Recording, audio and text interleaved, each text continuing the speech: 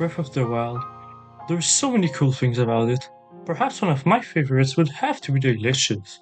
Seriously, this game has some of the coolest and flashiest glitches in any game out there. In fact, they might just be too cool, because I've gotten to a point where even when I want to, I can't stop doing them. Which is a shame because I can't just take a moment to appreciate how good this game is anymore without flying somewhere. So you know what? Screw it. To force myself to enjoy the small moments, I'm gonna beat this game without ever moving. But how exactly do we define what moving is? Well, according to the game, it's done by using the left stick. So that's it. No left stick. That's our only restriction. To make sure I would never cheat by accident, I changed my control schemes to straight up remove the left stick from my controller. But this also means that we can't crouch either. So, with that out of the way, let's get this run started.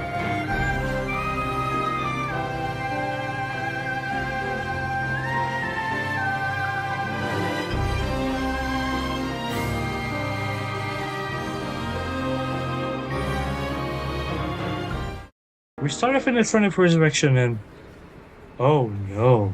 So here's the issue.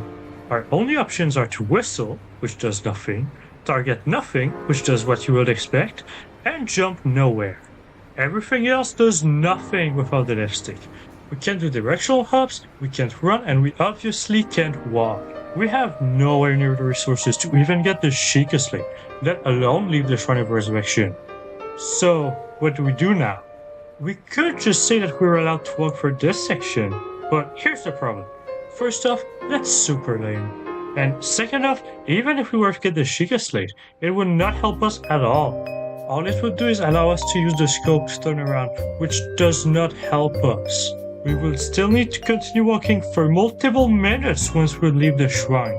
So yeah, this is absolutely not happening. So, what now? Are we just gonna give up on the challenge? Well, I still have one more trick up my sleeves, but it's a little, let's just say, controversial. Just play on another save file. Let me explain. Okay, so this is about to get pretty technical, so bear with me here. First up, to make this more understandable, we will call this other file I'll be using the transfer file, and the original file for this challenge the challenge file. Good? Good. Basically, we will use this transfer file to teleport the link in our challenge file out of this shrine-shaped prison. In other words, we're gonna do a wrong work, which is all possible thanks to our horse named Horse. That's right, it's time for what we in the business call horse magic. Basically, by doing the archery minigame and finishing on the back of a different horse, the game will get a little bit confused. This will activate a glitch called Moonjump. Why is it called this, you may ask? Well, that's because this allows us to do that. Yep, we can just fly anywhere. However, jumping anywhere won't let us wrong work, or at least not directly. You see, this first state has a lot of equally weird interaction, but the one we're the most interested happens when we warp specifically to the travel medallion. When doing so, the place we were when we warped will get stored somewhere.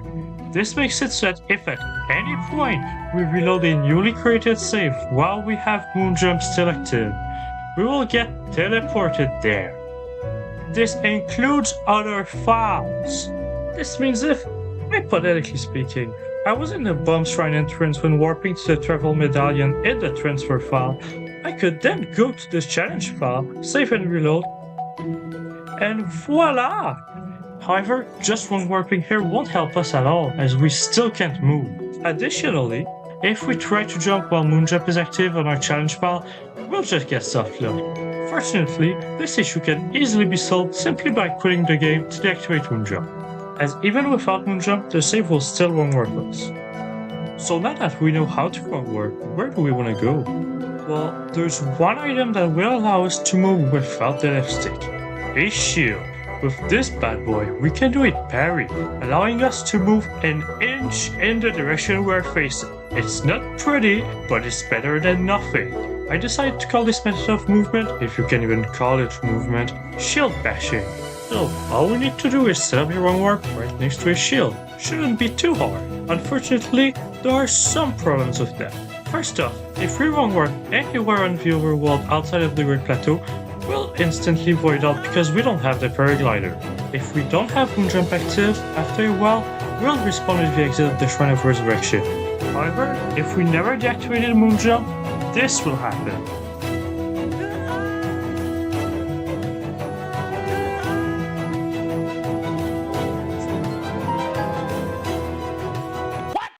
For an explanation on whatever this was, when you teleport to the Turtle Medallion with Moonjump, you also get your respawn coordinates, which is where you spawn after voiding out, to the Travel Medallion. However, unlike when it works, this place will change depending on the current location of the Travel Medallion. So when we void out in our challenge file, since we don't have a medallion placed anywhere, we will instead spawn on coordinates 000, which is located right there under the map, which isn't on the Great Plateau. So we instantly void out again and again until we die. Oops! So that limits our one-warp options to only in the Great Plateau or Shrines and Divine Beasts, since these are not located in the overworld. Fortunately, this spot seems perfect, since this shield respected all of the criteria and wasn't in an enemy camp, which we can't deal with at the moment. Unfortunately, after setting up the wrong warp, I ended up in this shrine instead. So, once again, what's going on? It's because I lied. The wrong warp doesn't depend on Link's position when warping to the Turtle Medallion. It depends on its respawn coordinates. This should not matter under normal circumstances, as your respawn coordinates usually update as Link moves. But when we activate Moonjump, Link's respawn coordinates get stuck and can only be changed by reloading the area, which can be done by entering a shrine, warping, or loading a file, for example. Well, unless you warp to the Turtle Medallion, but we went over this. For example, here I warp at the Tukalo Shrine, which sets my respawn coordinates there. Then I go up to this beach, which doesn't update my respawn coordinates, drown, which causes a void out, and respawn back at my respawn coordinates, the shrine. Fortunately, if you pay close attention, you'll notice that I said loading a save file also changed your respawn coordinates. So, if we save exactly where we want to wrong warp, get Moonjump, load the save we just made and warp to the medallion, we can finally wrong warp there. Unfortunately, it's still not enough, just give me a fucking break! The problem this time is that I faced the wrong direction when setting up the wrong warp. And since we can't turn, after shield bashing for a while, we ended up stuck in this wall, which, by the way, can't be climbed without the left stick. But that's okay, we are so close to actually making progress. All we need to do is find some way to turn around, and it just so happens that we are right next to that. If we can position Link to be close enough to this spot lid while facing this way when setting up the file for the wrong warp, we'll be able to get this torch. And with a weapon in our hands, we can use the true button to finally change direction. And with all that, we were able to escape the Shrine of Resurrection and get a way to move without the left stick. There's just one problem. We didn't get out without the left stick. We got out by using the left stick on another file. To my knowledge, activating Moonjump and thus wrong warping without using the left stick is not possible. But even if it was, I still used the left stick constantly during this transfer file. However, in my eyes, using the left stick on another file is still technically better than using it on our challenge file. So we will allow moon jumps, but only as a last-ditch effort, if everything else fails.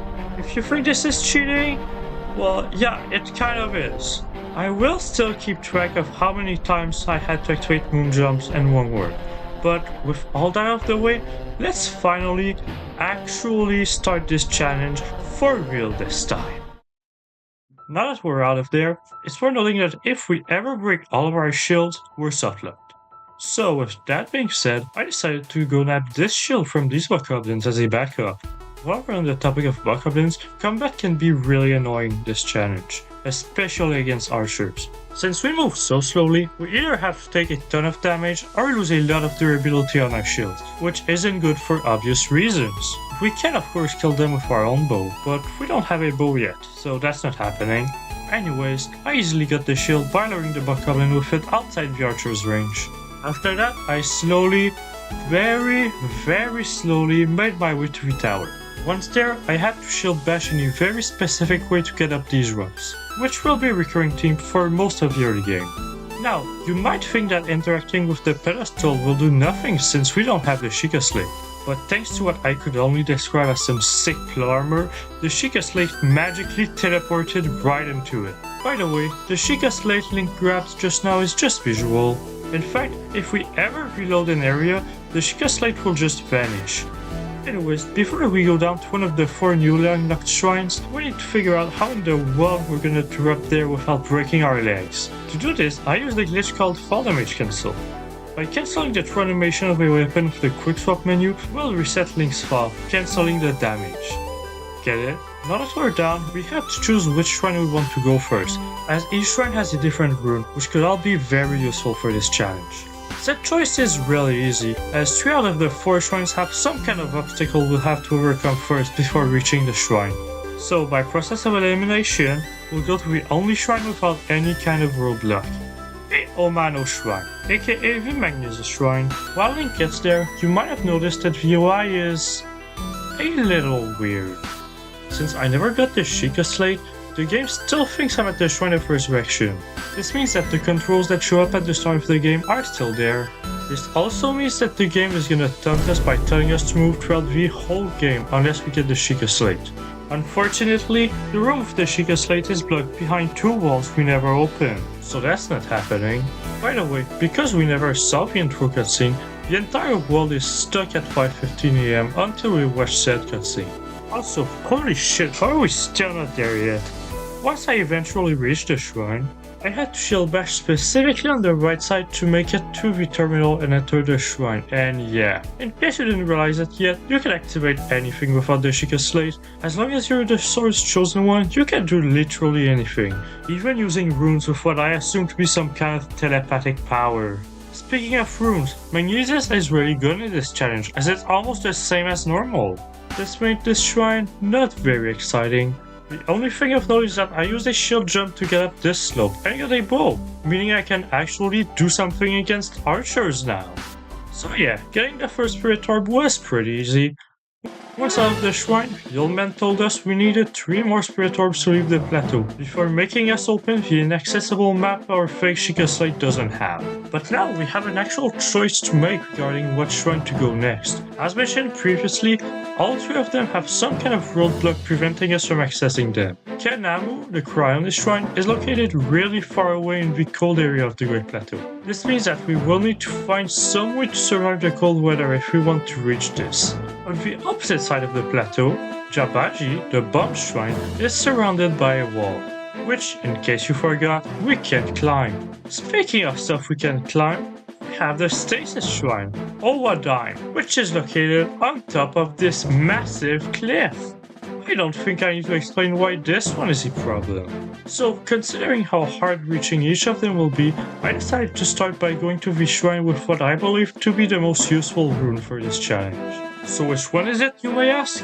Well, while both Stasis and Cryonist could have some good niches, they pale in comparison to the remote bombs. While these guys can blow up breakable walls, what I really care about is their ability to blow up Link, as doing so will launch him in a direction, which will probably be the closest thing we'll ever get to a directional jump. So how do we reach this shrine without climbing? Well, fortunately, we don't have to, as one of the walls is breakable. This is intended to be used to exit the shrine with bombs once you got there. But luckily, this wall is breakable by other stuff, such as iron sledgehammer and bomb arrows, both of which can be found in the Great Plateau. The 2 hammers here are located very close to each other, one being located inside Owadime and the other being on top of a ledge up the same shrine. By the way, while I mentioned not being able to climb up ledges, I never said anything about climbing them down.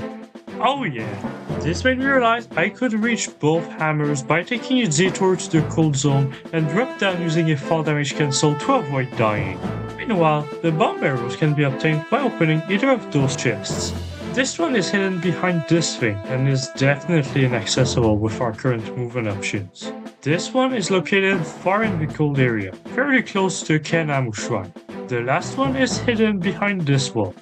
This is easily the simplest solution, but unfortunately, I forgot this chest existed, so while the right play would have been to grab this chest, I instead made my way to the cold area, as all the options I thought I had required me to go there. So while I make my way there, let's look at our empty freezing to death option. The first one is to eat food with a cold resistant buff.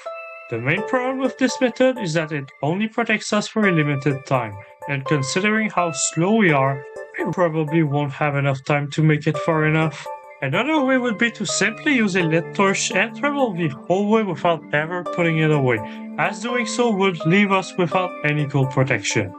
We could also just get the warm doublet from the old man. We actually have two ways to do so. The first one is to simply talk to the old man over here. The problem with this method is that he is far in the cold area, so while getting the doublet this way won't help us a lot, it can be nice if we get there while using a more unstable method, such as the first two I just mentioned. The other, much preferred option would be to give the old man right here a spicy meat and seafood fry. What the fuck is this name? Which can be cooked by putting some fish, any kind of raw meat, and a spiced pepper together. None of these materials are particularly hard to find, so it makes sense that after cooking most of my ingredients, I decided to take the torch method.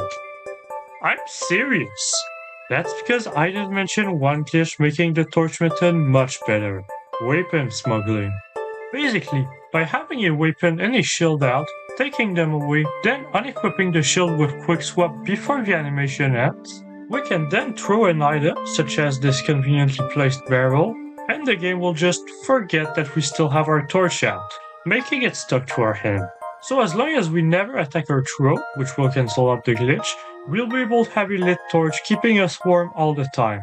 Oh yeah, I forgot to mention that we also got some pens on the way there before realizing one of the funniest side effects of skipping the Sheikah slate. Wait a minute.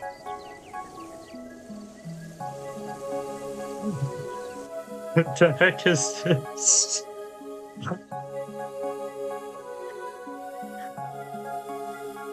That's not right. After some laughs, I made my way to the cold zone before realizing a slight problem with my method. The grass will catch on fire, and since we move so slowly, we'll have to move out of the way immediately if we don't want to burn alive. It's not a big deal though, as we just need to be more careful around grass, just like in real life. Now that we're finally here, it's probably a good time to mention that I decided to go for the hammer route, as I thought it would be the fastest. Unfortunately, I didn't remember this game's map properly, so the fastest path I took led to a wall. This means if we want to go get a hammer, we'll need to make this huge detour. So I decided to reroute and grab the bomb arrow chest instead, which is just earlier on the same path. Unfortunately, I came across the last obstacle I would have ever expected.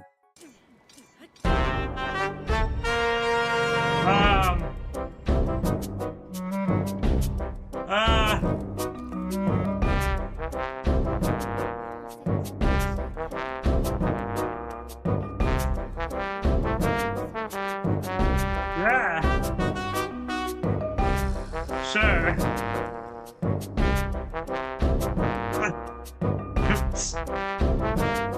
Nothing is loaded because I'm too far away. Yeah. So, somehow, by going to the only accessible path we have, we loaded the Shrine of Resurrection, which, for some reason, decided that we really needed the Sheikah slate, so we got teleported into this cutscene. Yeah, I have no idea why the game did that, but whatever. At least now we have the Sheikah slate. This means the UI is now finally fixed, and we can actually look at our map and grab a shirt while I'm here. However, we might just be stuck in the Shrine of Resurrection once again, because this wall is blocking our only exit. You'd think this would be a non-issue considering we can now warp thanks to the Sheikah slate, until you remember what button is used to move on the map. So, I guess we're stuck in this hellish place once again. Or, that's what I thought, until I remembered one thing about this map. Hero's Path mode. I kid you not, this might be the first time in human history where fucking Heroes Path mode actually has a practical use, as it allows us to move the map cursor with only the D-pad. I'm just speechless at this point. Now it's time to warp to the tower and make it all the way back there. While we get to the bomb chest, I might as well talk about a couple things I didn't have time to talk about yet. The most notable one being combat. While I mentioned earlier how it can be annoying, it goes a little deeper than that. With shield bashing being so loud and slow, if an enemy is nearby, we'll probably have to fight them, as we can't run away and they'll notice us real easily. Once in combat, since we can't run or do back and side flips, our only way to avoid taking damage is by parrying, which I'm sure won't be a problem against any boss in the game later on. Because of this, it can be really hard to deal with multiple enemies at the same time, as we can only parry the one we're targeting. Speaking of, did you know that when you attack a targeted enemy, you'll move slightly towards it? This is as incredibly useful as it sounds. Fortunately, because I never activated the intro cutscene, it wasn't that much of a problem, as I never had to deal with nighttime enemies, which would have been a pain to deal with. I could of course activate the cutscene to make the challenge more interesting, but please consider the fact that Link walks during this cutscene. Is it a good reason? Of course not! It's a cutscene! In fact, I'm actually considering activating it just for the sake of making the run more spicy, so please let me know what you think I should do with this and why in the comments. I'm not even saying it to farm engagement, I'm just genuinely curious. Anyways, after shield bashing in the cold with nothing happening except for this. Oh, I reached this bridge, which I crossed by using this metal plank and unequipping my shield during a shield surf to get past the small ledges. By the way, there was actually one anti-cold method I didn't mention. Literally nothing. Technically, there was nothing stopping us from shield bashing until we get half a heart, saving, dying, respawning at full health, and repeating. It's honestly so dumb and impractical to a point where it would probably increase the time it takes to reach the bomb barrel chest by about 15 minutes. I think. I don't actually know. Oh, speaking of, we finally got to this chest. By the way, I'd like to remind you that literally none of what I just did would have been necessary if I just remembered that the other bomb barrel chest existed. But whatever. So while we could technically just walk to the tower to get the bomb runes, we are so close to the Kanamu shrine it would be really dumb to not go there first. Inside, we unlocked Cryonis, which isn't too bad. While we can't climb the blocks it creates, we can create them under us to gain a lot of height. With that being said, the shrine was also a complete joke. The only thing of note was that we needed to use the left side of this platform to reach the end, as for some reason the right side was too far from the ledge. And just like that, we were halfway through our spirit orb quota to leave the plateau without any real problem, aside from, the start. Unfortunately, our luck was about to run out, as the next two shrines won't be so easy. With that being said, I warped to the tower, shield bashed my way to the Jabaji shrine, killed the guardian with no issues whatsoever, and finally broke this goddamn wall to get the remote bombs. These rooms are so good for this challenge, it's honestly kind of absurd. As long as we have enough health, we have what might just be a jump.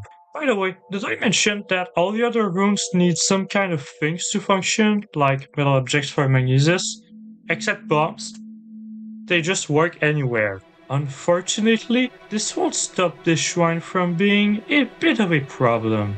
Why? Well, because after breaking a couple of breakable walls, we faced by far the worst obstacle in this entire challenge. A ladder. In case it isn't obvious, ladders work exactly like walls, meaning they are completely unusable in this challenge. This means if we want to beat this shrine, we'll need to find some way to get up this titanic wall without this ladder. But we just got bombs, so how hard could it possibly get? Well, unfortunately, as good as bombs are, they aren't great when it comes to vertical distance, making them not that useful specifically for this obstacle. So, what did I do to solve this? Nothing. I just left the shrine to get stasis, hoping I could find an idea after doing the other shrine. On my way there, I took a detour to Mount Hylia to get the double from the old man there. After that, the shrine wasn't too far from there. Oh yeah, also, as it turns out, using fall damage cancel was not necessary to drop down, so that's cool I guess. Inside the shrine, I got stasis, which is not great. The problem is that it's kinda hard to use a time-based ability with such a strict timer when everything you do takes so damn long. In fact, the first obstacle there really wanted to highlight this weakness, as we didn't have any time to cross this bridge before time continued. Like, it's not even close. If only we had any kind of way to launch ourselves, maybe we could make it. But that's just not something we can do. Oh wait. Yep, that's right. It's time for the bombs to really shine, as by using 2 of them, we could easily cross the gap as long as we healed in between. Unfortunately, that's not the end of our problems, as we now need to traverse this immense hallway while this boulder constantly falls down. This is a bit of a problem, as this boulder is so fast that we don't even have time to make any progress on this hallway, even with bombs. And while stasis allows us to make some progress, it was pretty clear that we were gonna need more if we wanted to outspeed this boulder. Fortunately, I found a tech that could do just that: quick menu cancelling. By changing shields immediately after gaining the distance with shield bash, shield bashing, and changing again, we were able to end the parry animation early, allowing us to shield bash earlier and move ever so slightly faster. Now, it's kinda hard to really see how fast this is, because while it is faster in game, the required pause buffers makes this method much slower in real time. So to get a better idea of how fast this is, here's a comparison of the normal and pause buffers method back to back, with the pause buffers on the right being edited out.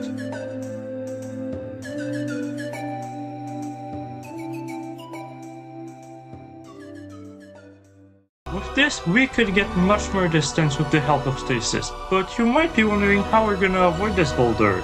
Well, here's the thing, we don't need to. Since we're playing on normal mode, as long as we're at full health, we're guaranteed to survive almost anything with a corner of a heart. So this means, as long as we have enough healing items, which I stocked up on earlier, we should be fine.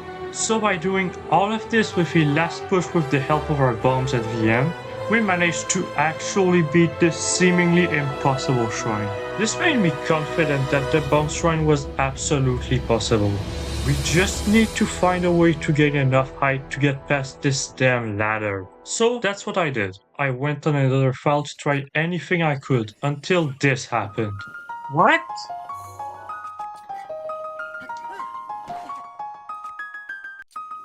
Oh my god. I could do this whole time? This was exactly what I was looking for. By doing a shield jump and then jumping right before Link unequips his shield, he'll do what I will call a shield bounce. This gives an incredible amount of height and can be done on a flat surface, but it's worth noting that we can't use runes while we have our shield attached to Link's feet. But this was easy to solve, as we just needed to use a quick menu to unequip the shield, allowing us to use our bombs. So with this incredible tech I called Bomb Bounce at our disposal, I warped to Jabaji and went back to this damn ladder to settle this up.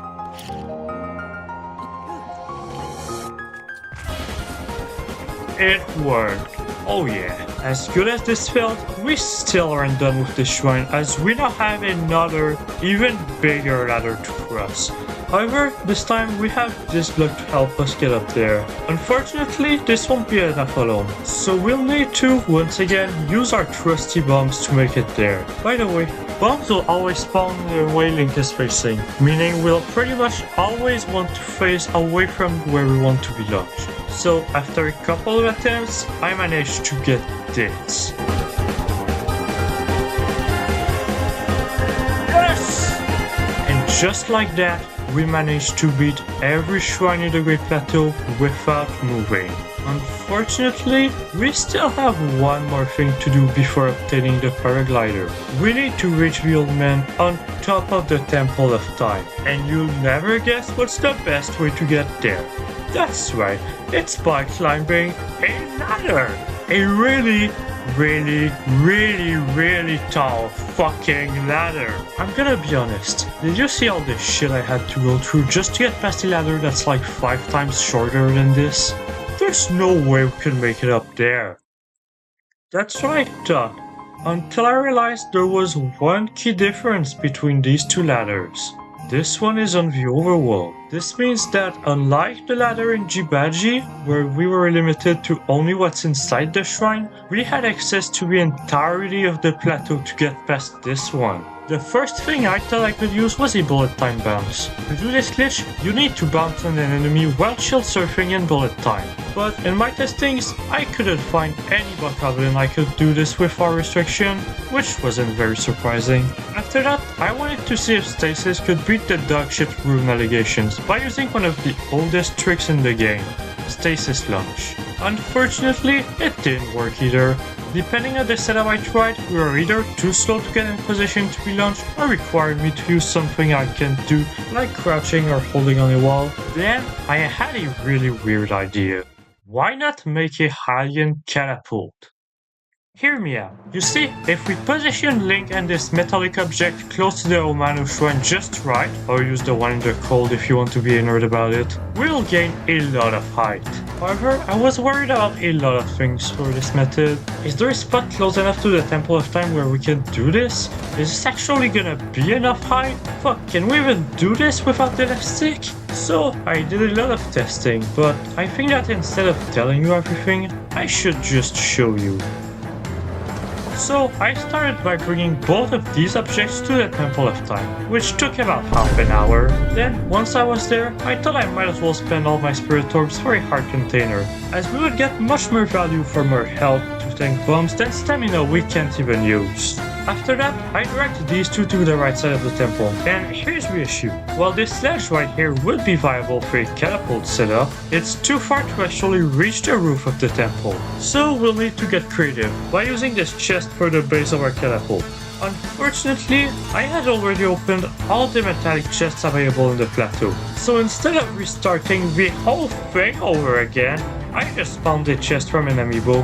I didn't really use them before this point because they can kind of just give us anything we want. We would never run out of equipment, of food, and if we really wanted to, we could have just obtained bomb arrows from them earlier. So that's why I decided to pretty much never use them except for this. But even then, I decided to avoid using anything that dropped from them and never opened the chest. So now that we've set up our literal flying machine, how do we get on top of it? Well, with bombs, obviously. Yeah, no shit. The problem is that it's kinda hard to land exactly on top of this thing. So I used this boulder I brought here to help me as a wall. This method wasn't without any problems, however, as the chest and the plank were incredibly unstable and would fall with the slightest mistake I'd make.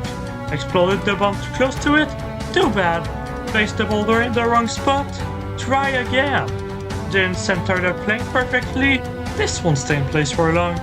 That last one would also make the setup give way less height, which is something I could only realize once I threw the boulder. So, after what felt like an eternity, I finally died.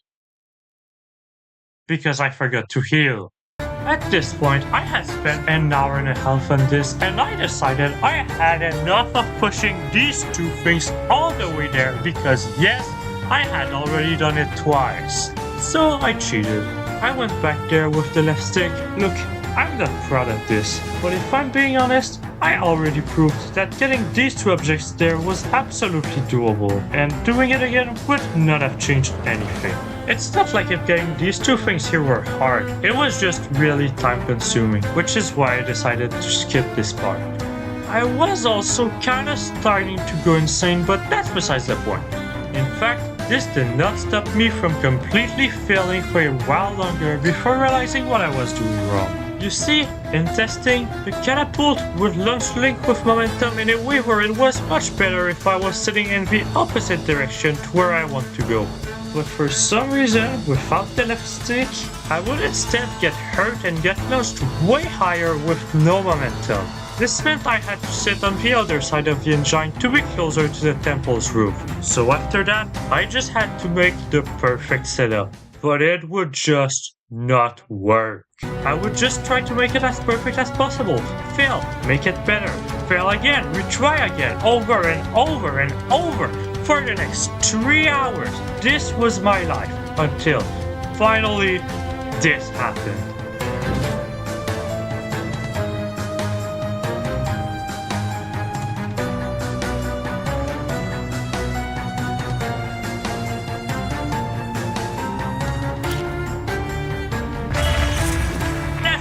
Oh my god! Oh! It took 3 hours!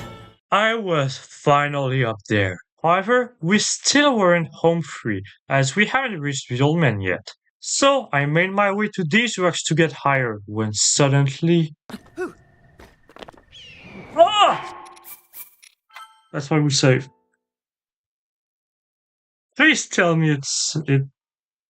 Oh my god, if this doesn't save my respawn coordinates, I'm gonna fucking cry. No, no, no, no, no, no, no. I spent 3 fucking hours to get there, just for my respawn coordinates not to update. I think a part of me died there, but if we're being honest, it wasn't the absolute worst. I mean, 3 hours isn't that long compared to other things I do. Also, by looking at the bomb jumps I would have had to do, I absolutely would have fallen off later on anyways. So, to make sure I would never have to get back to this roof more than once, I went on another file for any consistent setup for each bomb jump there. Then I went back to the challenge file, and after a while, I got this attempt.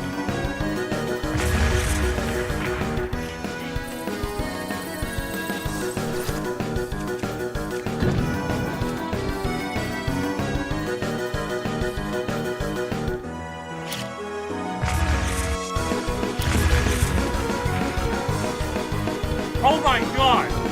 That was so fast! Okay, don't fuck it up.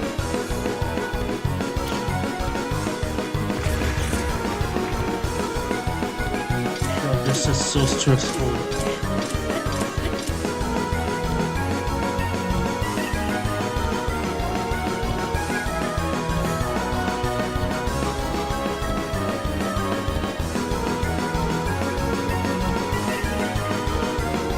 Put the bomb, we put it, and we instantly jump and explode it.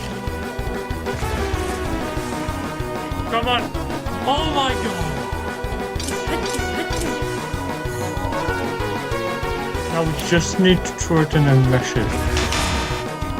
Now we just need to throw it in and mesh it. Now we just need to throw it in and mesh it. You're fucking kidding me. Go. Finally done with this, thank God. It was finally over. After so goddamn long, we finally obtained the paraglider and thus unlocked access to the whole map. Unfortunately, that's all the time I have for today. This video took way longer to make than expected, and I really wanted to just upload something. Don't worry, it's not the end of this challenge, as I definitely want to continue this, just in another video. Speaking of, don't forget to let me know what you think I should do with the intro cutscene. And while you're down there, you might as well do the other thing so I can afford a Switch too. Anyways, stay cheesy, and I'll see y'all next time.